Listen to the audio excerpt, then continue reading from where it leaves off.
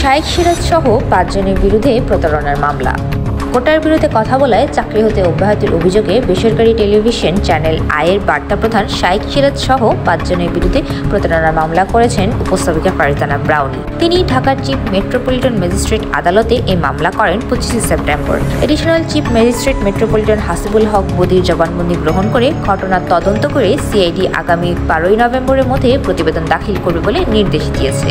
অপর আসামিরা হলেন জহিরুদ্দিন মাহমুদ মামুন, মুকিত মজুমদার বাবু, আব্দুর রশিদ মজুমদার পারভেজ ও রিয়াজ আহমেদ খান। উল্লেখিত আসামিরা সবাই আওয়ামী লীগের রাজনীতির সঙ্গে জড়িত মর্মে মামলার উল্লেখ করেছেন তিনি। আসামিদের অধীনে চ্যানেল আয়ের ম্যানেজিং মার্কেটিং পদে 1 লাখ টাকা বেতনে চাকরি করতেন এই উপস্থাপিকা। তিনি স্বর্ণকিশোরী অনুষ্ঠানের উপস্থাপক ও পরিচালক হিসেবেও দায়িত্ব পালন করেছেন। 2018 সালে কোটা আন্দোলনের সময় শিক্ষার্থীদের পক্ষে কথা বলায় হঠাৎ করে 11 অক্টোবর তাকে প্রতিষ্ঠান থেকে নিষিদ্ধ করা হয়।